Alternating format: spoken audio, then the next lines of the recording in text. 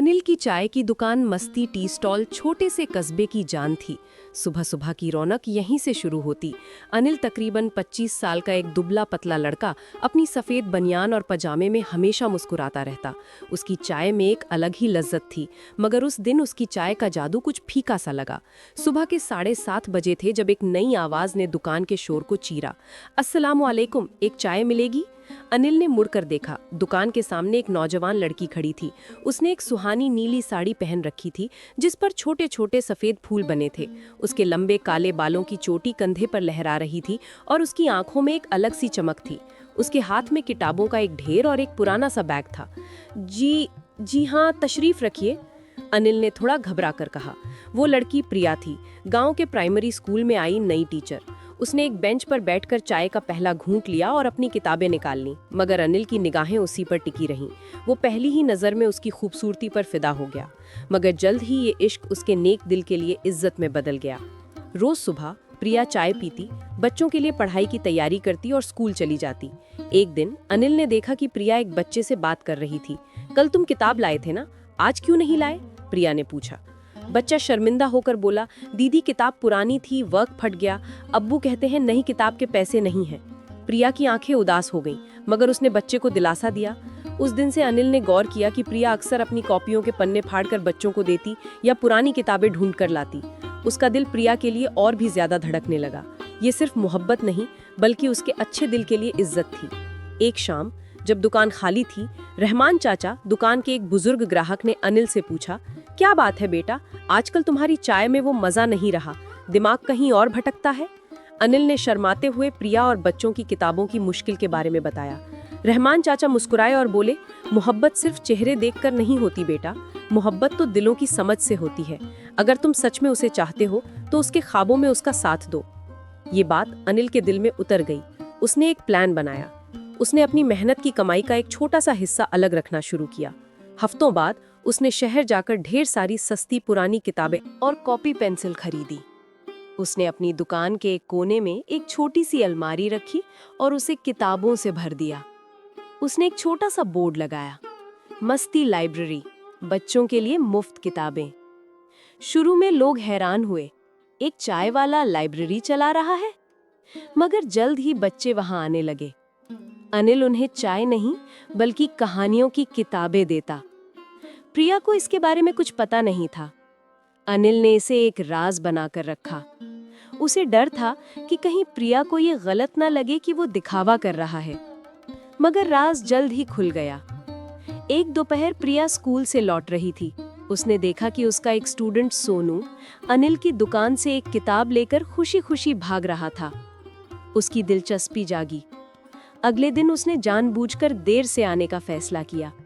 उसने दूर से ही देखा कि उसके कई स्टूडेंट अनिल की दुकान के आसपास जमा थे। हर एक के हाथ में एक किताब थी।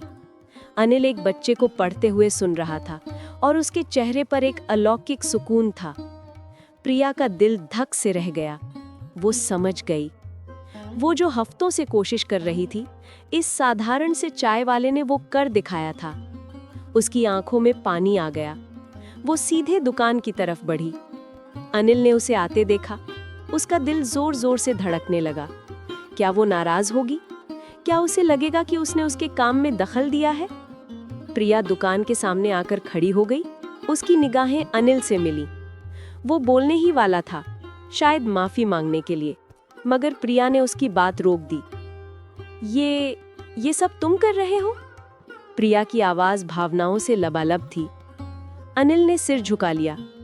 जी, मैंने सोचा बच्चों का भला होगा। एक लंबी तनाव भरी खामोशी छा गई। अनिल ने प्रिया के चेहरे से कोई जवाब ना पढ़ पाने के कारण अपनी सांसें रोक लीं। तभी प्रिया के होठों पर एक प्यारी सी मुस्कुराहट खिल उठी। उसकी आंखों में आंसू थे, मगर वे खुशी के आंसू थे। अनिल, उसने कहा, मैंने कभी सोचा भी नहीं था यहाँ कोई ऐसा होगा जो बच्चों की पढ़ाई को इतनी अहमियत देगा। तुमने बहुत बड़ा काम किया है। अनिल के चेहरे पर राहत और खुशी की लहर दौड़ गई। उसकी हिम्मत बंधी। दरअसल प्रिया जी, उसने शर्माते हुए कहा, ये काम आपको देखकर ही शुरू किया। आप जो बच्चों के लिए कर रही थी वो देखकर। अब प्रिया हैरान रह गई। उसने समझा कि ये सब अनिल की तरफ से सिर्फ एक सामाजिक काम नहीं, बल्कि उसके लिए गहरी भावनाओं का इजहार था। उसकी आंखों में अनिल के लिए इज्जत और एक नया गहरा प्यार उभर आया। क्या मैं इस लाइब्रेरी में आपकी मदद कर सकती हूँ? प्रिया ने पूछा। अनिल की खुशी का ठिकाना न रहा। जरूर, बच्चे तो आपसे ज्यादा जुड़े हुए हैं। उस दिन के बाद कुछ बदल गया। प्रिया रोज आती, चाय पीती, फिर बच्चों को किताबें बांटने और पढ़ाने में अनिल की मदद करती। वे एक साथ बैठकर बच्चों के लिए नई प्लानिंग करते। उनके बीच बातचीत सिर्फ बच्चों तक महदूद नहीं रही। वे अपने ख्वाबों, अपनी जिंदगी के बारे में बातें करने लगे। अनिल ने बताया कि कैसे उसने अपने वालिद की इस दुकान को संभाला था, और प्रिया ने बताया कि कैसे वो एक बड़े शहर में नौकरी छोड़कर गांव के बच्चों को पढ़ाने आई थी। आहिस्ता आहिस्ता चाय और किताबों की खुशबू के बीच उनके दिलों का मिलाप होने लगा। वो तनाव और झिझक अब एक आरामदायक गहरी समझ में बदल चुका था। एक शाम जब सूरज डूब रहा था और आसमान में लाल पीली लौ फैली हुई थी, दुकान खाली थी। प्रिया अलमारी में किताबें सजा रही थी और अनिल बर्तन साफ कर रहा था। प्रिया ने अचानक कहा, अनिल, तुम्हारी वजह से इस गांव के बच्चों का मुस्तकबिल बदल रहा है। अनिल रुक गया। उसने प्रिया की ओर देखा। शाम की लाली में वो और भी सुंदर लग रही थी। उसकी हिम्मत बंधी। प्रिया, उसने कहा, अगर मैं कहूं कि मैंने ये सब सिर्फ बच्चों के लिए ही नहीं, बल्कि तुम्हें देखकर तुम्हारे लिए किया है। प्रिया ने मुड़कर उसकी ओर देखा। उसकी आंखों में कोई गुस्सा नहीं, बल्कि एक नर्म चमक थी। मुझे पता है, वो बोली, और इससे ज्यादा कीमती मेरे लिए और कुछ नहीं हो सकता। तुमने दिखा दिया कि मोहब्बत सिर्फ अल्फाज में नहीं, बल्कि अमल में होती है। अनिल ने प्रिया का हाथ थाम लिया और प्रिया ने अपना हाथ उसके हाथ में दे दिया। उनके बीच कोई लफ्ज नहीं हुए, सिर्फ दो दिलों की धड़कनों की आवाज थी, जो चाय की केतली की सीटी और किताबों के वर्कों की खुशबू के बीच एक ही सुर में गूंज रही थी। एक चाय वाले और एक मास्टरनी की ये साधारण सी कहानी बिना किसी शोर के पूरे गांव में एक खूबसूरत प्रेरणा बनकर फैल गई।